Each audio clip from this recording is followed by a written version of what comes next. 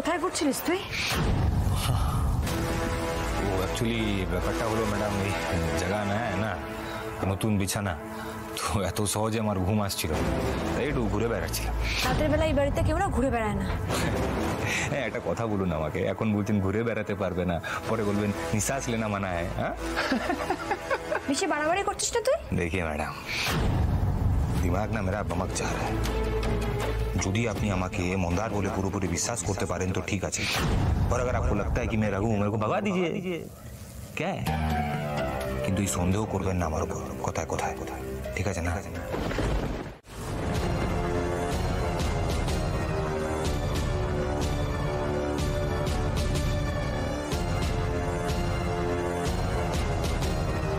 মন্দার, ও মাই গড, আমি তো জানতামই না তুমি ফিরে এসেছো। কেমন আছো তুমি? ঠিক আছে আন্টি জি।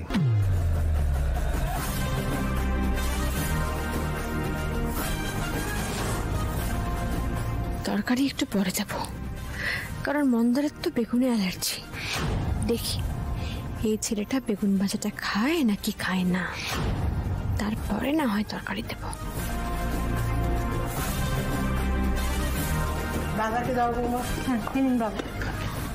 আপনার মন্দার, মন্দার খেতে বসে যা।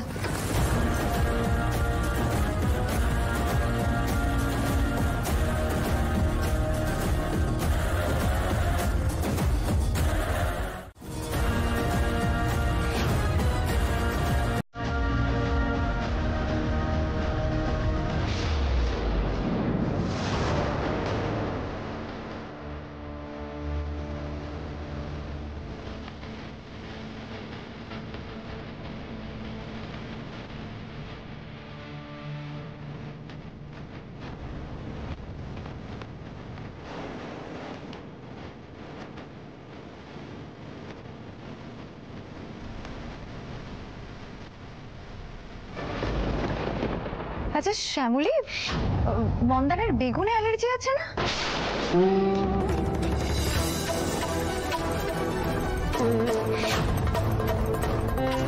মনে হচ্ছে সেবার বৃষ্টি পড়ছিল, খিচুড়ি আলুর দম আর বেগুনি হয়েছিল, আর মন্দার বেগুনটা খেয়ে ফেলেছিল।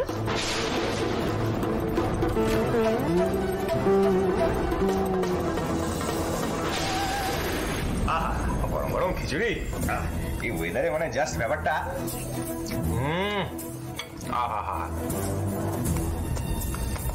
জমে গেছে। বেগুনি মারা খাই? তুই বেগুনি খেলি যে? তোর বেগুনিতে অ্যালার্জি আছে না, তাই তো তোকে দিইনি। হে ভগবান, দেখেছো আমি একদম ভুলে গেছি। রনি তুমি মনে করাবে তোমাকে, বেগুনি আমার অ্যালার্জি আছে না? আমি দিয়েছি তোকে, হাতা বাড়ি মারবো, খেলি কেন তুই? চুলকাচ্ছে, শুরু হয়ে গেছে।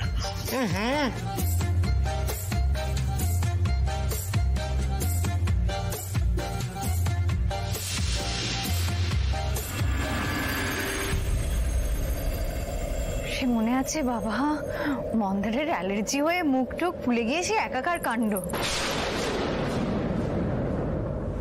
হ্যাঁ দেখেছেন, একদম ভুলে গেছিলাম। বলছি না তারটা আমার কেটে গেছে একদম। क्या कर रहा था अभी, देखिए टच किया तो हाथ में खुजली हो रहा है, कुटकुट করছে।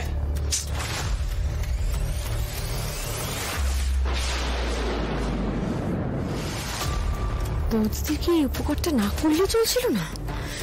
এই মন্দার কি না সেটা অন্তত একটা আন্দাজ পাওয়া যেত, সবটা কেটে দিল। ইস, মন্দার আমার মাথা থেকে একদম বেরিয়ে গেছে, আমি খেয়ালই করিনি। তুই অন্য কিছু দিয়ে খা, আমি আনছি। হ্যাঁ হ্যাঁ, বাকিরা সবাই খেয়ে নাও, সব ঠান্ডা হয়ে যাবে। যেন আপনিও খেয়ে নিন, খেতে তো আর বেরোতে হবে নাকি? বেরোতে হবে মানে কোথায় যাব? কেন, কথা তো হয়ে গেছে, গেলেই বুঝতে পারবেন। কি ব্যাপার বলো তো শ্যামলী? বৌদিদি আদৌ সন্তান সম্ভবা কিনা সেটা একবার যাচাই করে নিতে চাইছি, আর সেই কারণেই পরীক্ষা করার জন্য পাঠাচ্ছি। আমি তো তোমাকে বলেইছি শ্যামলী যে আমি টেস্ট করাবো, কিন্তু আজকে যে তৃষা করাতেই যখন হবে, বেশ তাহলে তাই হবে।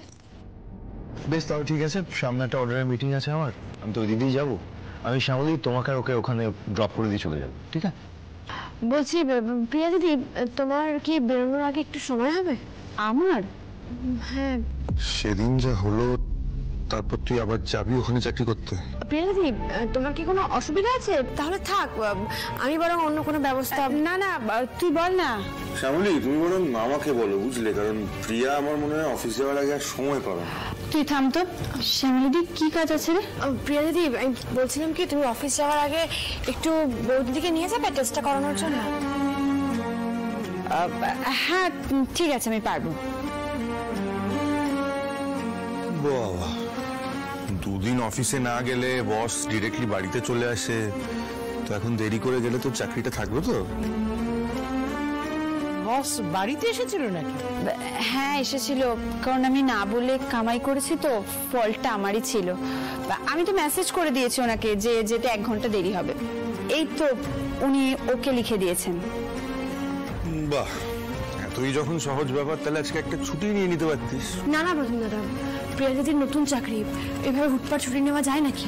তোর নিজের কাজ থাকলে তুই ছুটি নিতে পারতিস। এই প্রিয়া, তুই অফিসে যা, পুজোর মতো হবে। কিন্তু শ্যামলী, যেখানে তোমার আমাকে নিয়ে এত সন্দেহ, সেখানে তুমি সঙ্গে না গিয়ে প্রিয়াকে পাঠাচ্ছ।